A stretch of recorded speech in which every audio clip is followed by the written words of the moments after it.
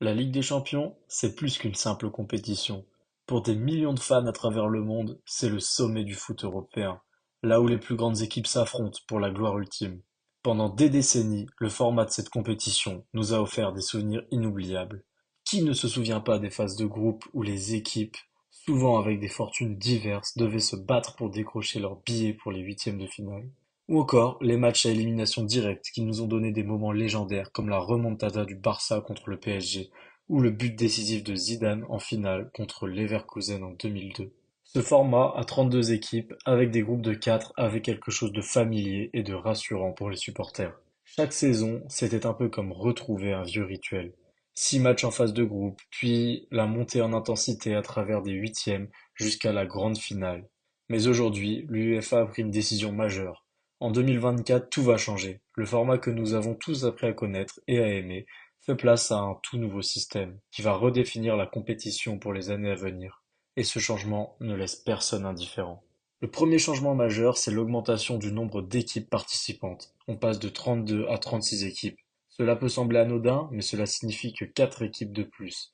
Donc potentiellement des clubs qui n'auraient pas forcément été de la partie auparavant. Cela pourrait offrir des opportunités aux équipes des ligues dites mineures de se qualifier et de découvrir de nouveaux talents.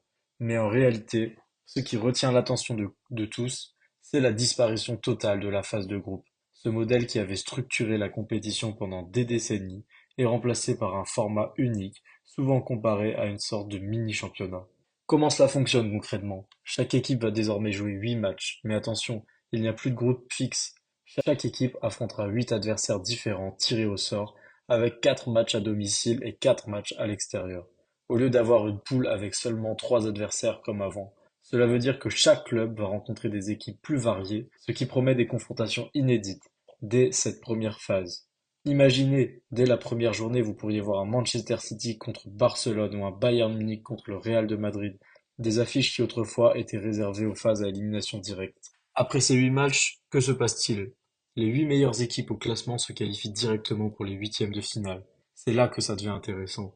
Les équipes classées de la 9e à la 24e place, elles, devront passer par une phase de barrage.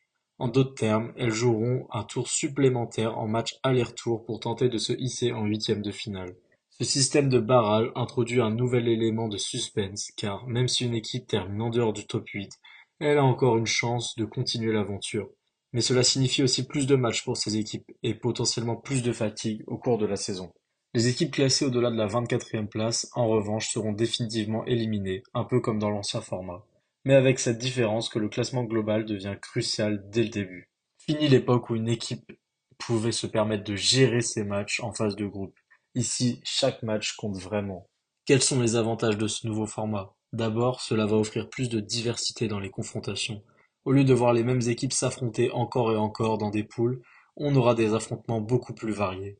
Cela permettra aussi de rendre chaque match plus important, car avec un classement unique, chaque point compte.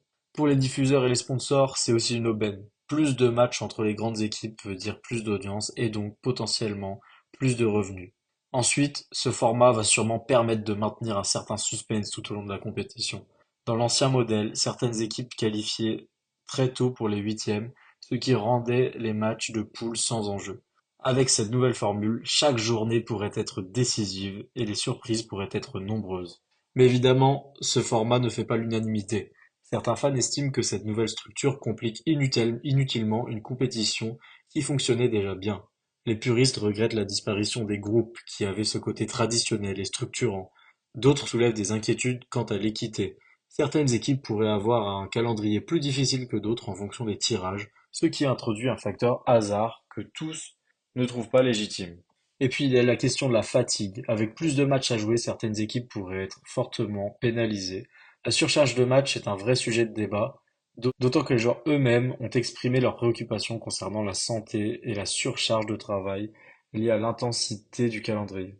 Au final, cette nouvelle Ligue des Champions elle représente un vrai tournant dans l'histoire du foot européen.